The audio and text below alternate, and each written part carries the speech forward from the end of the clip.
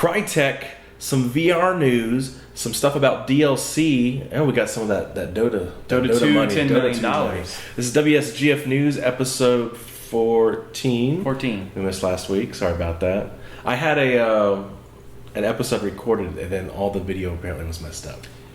Yeah, man, that's the way technology works. I've had that. We had that happen once before too. Remember, we had all the audio but none of the video. Yeah, it happened. Sorry about that. I did post something on the Facebook, so hopefully, if you saw it, you had a happy Steam sale. About this time when it releases, the video releases, Steam sale will be over.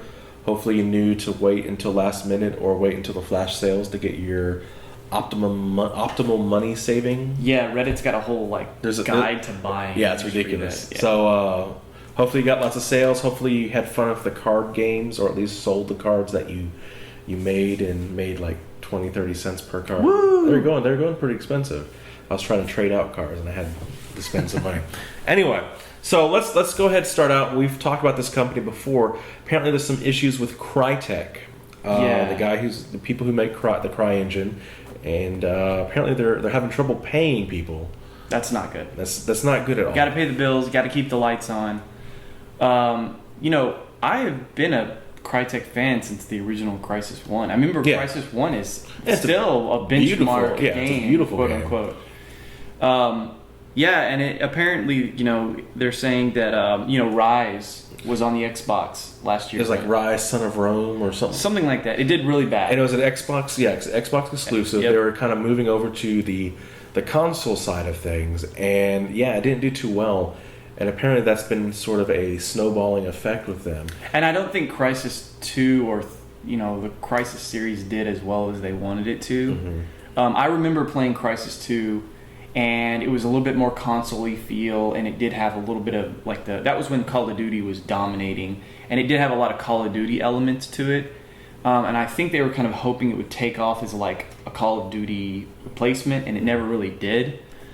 This is, like you said, it's kind of been a snowball effect. So, they announced last week that no, all the claims were kind of unfounded and nothing's true. Right. But Kotaku has come out with an article where they've talked with people that haven't been named, who work for the company or former people who work for the company, and they're saying they're having trouble paying the bills, paying your employees, and they're having to slowly let people go. And Crytek is a kind of international, has little it has small pieces offices everywhere. And so people everywhere are just slowly losing their jobs, apparently, according to these inside sources. So we've been kind of a Crytek supporter, especially with the announcement that Cry Engine was going to be put over to Linux. And we've been really excited about that with the coming of the Steambox and Linux gaming as a whole. So we're I'm kind of like I want this to kind of even out. They've been in the game for a long time, and of course I want them to do well.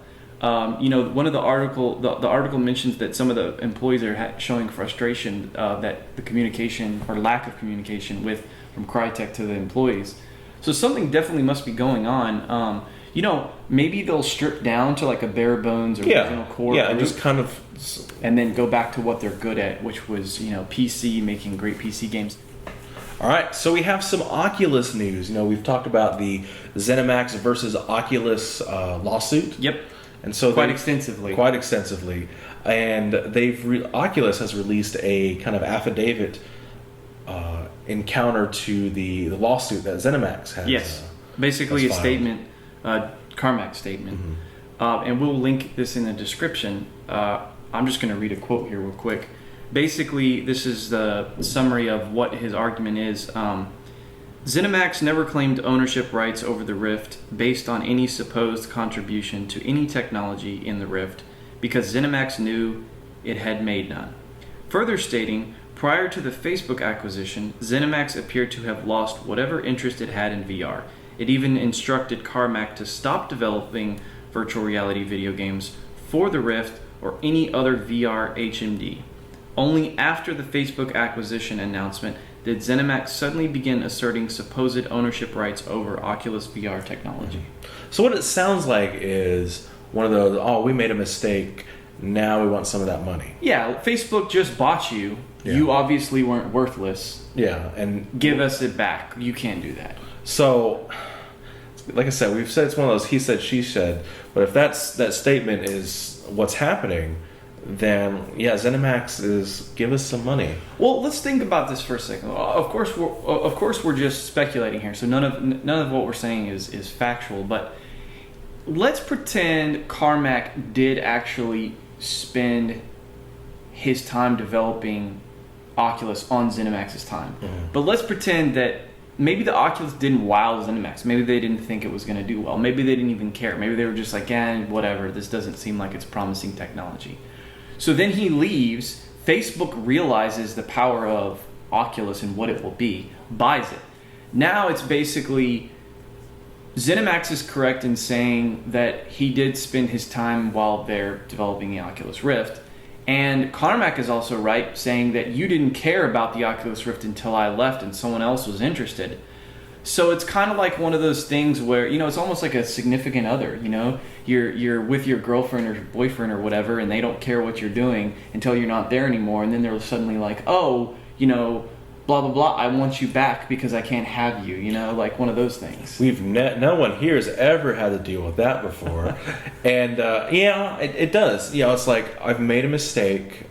I want you back. And that's exactly what it seems right. like. And if I can't get you back, I No want your money. no one's going to have you. So we don't really know whether or not Carmack actually worked on it on their time or not. And we don't really know if what Zenimax is saying about the validity of the lawsuit, but it does kind of seem like they weren't interested in it, and then suddenly now they're trying to say they are, only because Facebook bought them. And they might technically be right. Maybe Carmack did actually work on it on their time, so they may be able to have some weight in this lawsuit. But to me, that still shows that it's not enough that he was on their time working on it. They didn't put any enthusiasm. Like, they were telling the guy, don't work on it anymore. Yeah. You need to stop.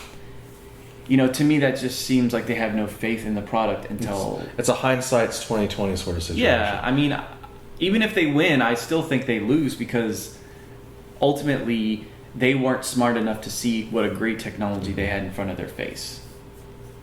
The lawsuit almost sounds a little patent trolly too, I think. It does a little bit. So, I mean, it's going to be interesting.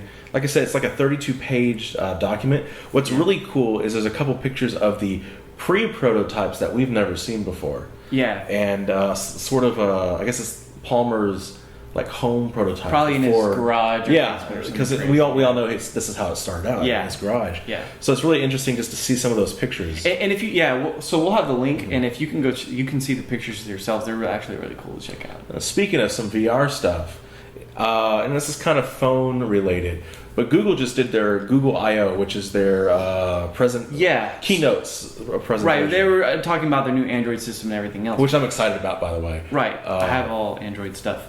But one really cool thing about that is Cardboard. Yeah, so Cardboard is this makeshift helmet, head-mounted display that you make, and you put your phone in it. Yeah. And it kind of runs like Google Maps, and you can do Street View and walk around in different places. It's really cool. Really, really awesome. So I think there's a couple of apps like that for the Oculus. I think we have, and I've been messing around. But this is just, you put your phone, and you can just walk around with it. Really, really cool. Yeah, I think there was a list of supported devices like Nexus 4, Nexus 5, Samsung Galaxy S5, Note 3, etc., etc., etc. And you basically just have this cardboard packaging. You assemble it, you slide your phone in, and then it sits on your head, and then your phone's covering your face, and you've got a VR headset. I think all the equipment goes to about $30 or $40. Yeah, it's really cheap. It's just a little fun I'm sitting around. I want to do it yourself, kind of. I think the most expensive things are the lenses. Yeah. So you have to find those lenses on Amazon or something. And they actually did a good job about linking every item. Like, here's where you can buy it. Here's where you can buy it. Here's where you can buy it. So it was pretty well. I'm planning on doing that sometime this next couple of weeks when I have time. And I don't know. Maybe I'll make a video and kind of just show my experiences with it. But really, really excited. It's really, really cool. VR technology. I mean, we love VR technology here, and so it's really exciting to see more ways for the masses, especially in a cheap way like this, to see VR stuff. If you have an Android headset, I suggest you go on Google's website, their I/O, the developer conference, and check out the instructions for Cardboard. So let's have a talk about DLC. And my kind of the fuel for this conversation starts with a blog post by the people who make Sims, EA, talking about Sims 4, which is going to be coming out soon. In this article, they start talking about what's going to happen in the game, things you can do, and there is a post, or not a post, well, there's the comment in there talking about pools and toddlers. Toddlers being a kind of a life state for the Sims, and pools being some sort of decorative thing you can do. Now, everyone's favorite thing to do in Sims apparently is to drown your Sims. You put the pool in there, you get them into the pool, and you take the ladder. Sims if you can't kill them. I know. What's the point? And then apparently now you have to build a fence around it because they can climb out of the pool without it in case you accidentally get rid of the ladder. But you pretty much get the Sims in the pool, and they're stuck in the pool, and they drown. Well, apparently in Sims 4, according to this article, it's going to be DLC. Pools are going to be DLC, and toddlers are going to be DLC. So what's the point of the game if I can't get pools immediately and drown people, and I can't put toddlers into a room and burn them with no door, and they can't get out because I'm a horrible person? Well, I think it speaks to a bigger kind of argument of what's the point of DLC? Right, like we had these were original features in the Sims 3. Yeah, I mean Sims 2, Sims 3, pools were always part of it. Toddlers, I believe, were all part of the game. And now they're taking an aspect of the original games and they're going, no, you have to pay for it extra down the road. The game's not done, and they're already stating this is going to be DLC. Well, if you know that's going to be part of the game, why is it not part of the game? You have still time to do it and put it into the game. No, we want to milk the people as much as you're worth. And I wouldn't be surprised if this is one of those DLCs where when you go buy the DLC, it's just instantly unlocked. Yeah. Like part of the game. Like, oh, it's already in the game. You just have to pay money to unlock it. Like, okay. Again, this rant is kind of silly because it's EA. What else do we expect? Well, see, EA is not the only one that does that. Right. Remember, exactly. Ubisoft, we've talked about it a couple times before. Watch Dogs came out. A week later, they had DLC. Did it really take a week for them to finish that DLC, or was it something that was, it's part of the game, hey, let's pull it out because it's not part of the storyline, and you can still do it. And then also, the other thing about Watch Dogs is that whole deal about the graphics, saying that the graphics mod wasn't stable and it was unfinished, and yet it makes the game more stable and beautiful. And that just kind of behavior, I mean, we see this again and again and again, so I don't know why we're really surprised by every time we see it. But these companies, these big companies, EA, Activision, Ubisoft, just pull the same shenanigans. It's like they think their consumer market is dumb. Yes. Now, right before the recording, you bought the Payday 2. Yes, which is essentially the same thing, but it's like 99 cents right now because it's Steam sale. But again, I don't necessarily hate it, but I don't necessarily love it either because it is part of the game. It's a core part of the game. You buy it and it's instantly. The thing though with that though, remember there was some that was free and some that was for sale. The ones that were for free were like map updates and stuff like that. Sure. There was a Santa that had the Counter-Strike Go bank map. Yeah, they did some good product updates throughout the year. There's weapons pack that it's like, I like these weapons better, and you can buy these weapons, but it doesn't really affect gameplay. Sure. Like the progression of gameplay. There was also these something for the mods, like you can put together mods. And I think we're talking. I mean, at the end of the day, DLC you can do it right, I guess. The DLC for Payday was only 99 cents. Yeah, well, because of Steam sale. Normally it was like $5 each. Yeah, but you could pay $5 for certain mods to pop up and stuff like that. That doesn't affect the gameplay. Like the progression of gameplay, me starting the game and going to the end of it, does not change. Like, well, you could probably argue that The Sims, you don't need a pool to win at The Sims. Well, that's why everyone plays the game, though. But I mean, it's with that case, that's something that's always been in the game. Sure. And they're removing it. They're removing Sure. it from the progression. If there was something in, if there were guns or mods in Payday and they suddenly took them out in Payday 2 and made it DLC, I think people would probably be equally upset because that's basically what they did. Now, Payday 2 does have a new map that's paid for. Yeah, and it's like $6-7. It's called Big Bank, the Big Bank Heist. And the thing is, though, now they've added a new feature. So it's a paid DLC, but they're adding a feature to it now.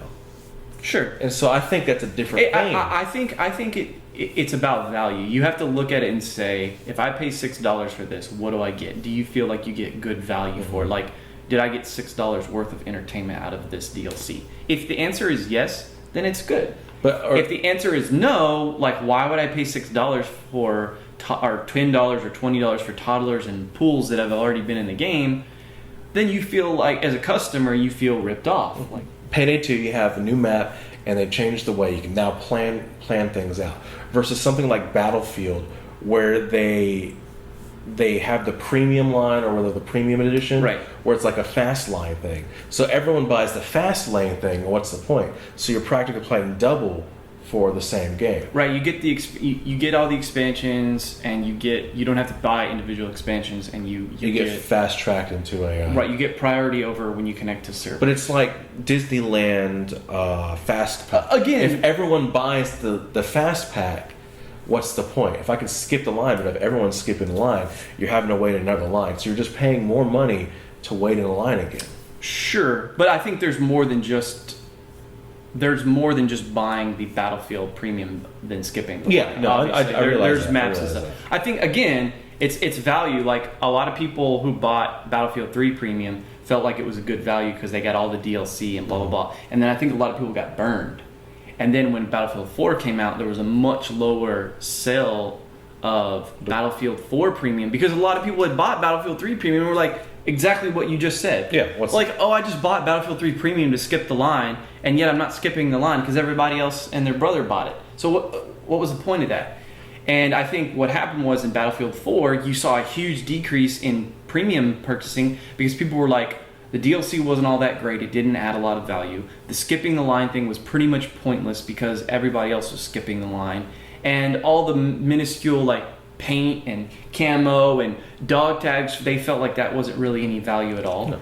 And as a result, I think people just didn't buy it as much. And that's the core of the kind of solution. Yeah. Is don't buy it. Right. If it, it's like, oh, this game's going to have all this stuff that you have to buy extra, don't buy it. Right. If you feel like it doesn't provide a good value, you should not encourage the behavior of the people that produce it. So we got some money and the international kind of combined news. So apparently there's a lot of money. So you know more about this than I do. I like a lot of money. I like money too. So the Dota 2 international community, we've talked about this before, but basically every year Valve offers an in-game item called the Compendium that you purchase, and Compendium gives you some various features. It levels you up faster, gives you access to more in-game items, things like that. But all Compendium sales go towards the prize pool for the International. The International being the big Dota 2 tournament, the biggest Dota 2 tournament of all. Internationally? International. Yeah, the International internationally. So what's crazy about this is they've done like almost like a Kickstarter kind of thing where they have like a little chart with like stretch goals, like if it hits 4 million, 5 million, 6 million, 7 million, 8 million, they'll add features to the game, they'll unlock extra heroes, all kinds of stuff. And some of them are just kind of meh, and so, they're okay additions, and some of them are actually like really big, like, oh, this hero that we were supposed to release, we didn't know, we're actually just going to unlock a new hero. And unlocking a new hero is like a big deal. It totally changes the dynamic of the game. So they've actually stretched the goal all the way past $10 million, which is ridiculous. That's ridiculous. So it was like 1.5 was the initial, I think. Mm-hmm. And they've gone past $10 million. And this has all been from Compendium sales. This is players playing online. How much is the compendium normally? Because I know I see you log on Dota too. I want to say $10 or $15. I can't remember, something like that. But it's not like outrageous, like no, not at all. And it's not just give them money and you get nothing. You actually do, a lot of the in-game items. Like I don't really buy the in-game items ever, the cosmetic items, but I do buy the compendium every year. And when you buy the compendium, it's basically a cheap way to get a bunch of cosmetic items. So it's kind of like the TF2 item drop. Yeah, it basically increases your chances of getting cosmetic items and things like that, which is, the one time a year I look forward to, like, I got a bunch of cool stuff for my character.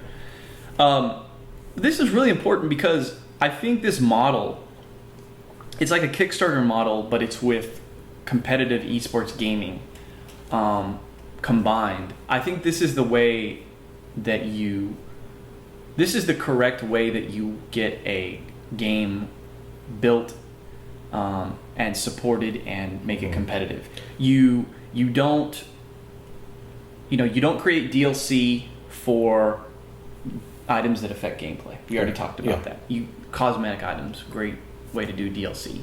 You promote esports in a way that you put money in and you allow all the community players to add money to that pot. You create an environment of everybody can come to this event and try to be the best. And then not only that, for the players that can't play in the international, they've got a great esports coverage. They've got announcers that are amazing. They put it up on television where you can watch the streams of the games like it's a real sport. All of these things promote a healthy environment for the game. I mean, it makes the game do well. It's like a true community effort in a community game. Yeah, and we see it with other stuff, StarCraft, Counter-Strike, to even some extent Call of Duty a little bit. But, if you have a game that you think can be played online, this is the way that you get it done. Whether it be console, PC, Linux, it doesn't matter. And it can also kind of determine the health of the game. Sure. Like, if people weren't playing Dota 2, there wouldn't be $10 million worth of purchases of the compendium. Yeah. So obviously the game is doing something good. The fact that Valve has built Team Fortress 2 and Dota 2, both wildly successful multiplayer games, that's not a coincidence. No. Valve knows how to build a healthy multiplayer environment. Now, Team Fortress 2 wasn't ridiculously esports like Dota 2 is. It was a little bit, but not as much as Dota 2. But doesn't matter. It still had a huge player base. It still has a huge following. It still has ridiculous amounts of support and money that's involved with it. And we've always said how Team Fortress 2 and Dota 2 are the ways to do free to play. Yeah, that is the cookie cutter example on how to do it. I feel like as a player, in the beginning, I didn't understand, if you give away your game for free, how are you going to make money? And I understand some games have to sell. Yeah. I'm not saying every game has to be done this way. But I do see when you get a game for free and you put 100 hours into it, 50 hours into it, and you haven't paid a dime for it, you do kind of want to be like, oh, well, I can buy this one little cosmetic item for $5. That's no big deal. Yeah. That's no big deal. I've already put a ridiculous amount of time in it, and it hasn't cost me anything. Why not throw $5 at this? Team Fortress 2 is kind of old, right? Really old. Yeah, I mean, it's been around for a bit. Now, I jumped on last night because there's a video of a beatboxing TF2 player, and I was like, I'm going to find this guy. So the first server I accidentally joined was like him. I was like, this is awesome. And so he beatboxed, which was really cool. I was doing it on stream. Anyway, but I mean, it's an old game, and it was like a full server. It's still full servers. It's so ridiculous. Yeah, I think, because it's free to play, it didn't start off as free to play, but they did make it free to play, and now everybody can pick it up. And it is, it's a fun to play game. Anyone can do it. It's got a cartoony feel. And I just think that's the way you do a lot of these multiplayer games. Okay, guys. Thanks for watching episode 14. Episode 14. As always, I'm Chris, also known as Peanut. I'm Simon, also known as Destroyer. If you want to get hold of us on Twitter, the main Twitter is at WSGF. My Twitter is at the Destroyer FTW. Mine's at Computer Lasco. Those are always linked below the description. Be sure you like, comment, and subscribe on this video. We want to hear what you're saying. We've actually had a lot of more commenters on the videos. A lot better comments. And I've been trying to my best comment on all of them. Got the forums, post some DRs, post some battle stations on our see your rigs. Because so what I want to do, and I did this in the video last week, but the video didn't get posted, is I want to make a community calendar, and we'll vote on the top 12. Yeah, that would be good. Sort of things, and maybe out of my pocket, I'll send everyone that wins a calendar or something like that. But we want to do a big cool thing like that, kind of a community-driven calendar. 12 winners for 12 12 winners, 12 months. Cool. That would be kind of neat to do. So you have to post your battle stations.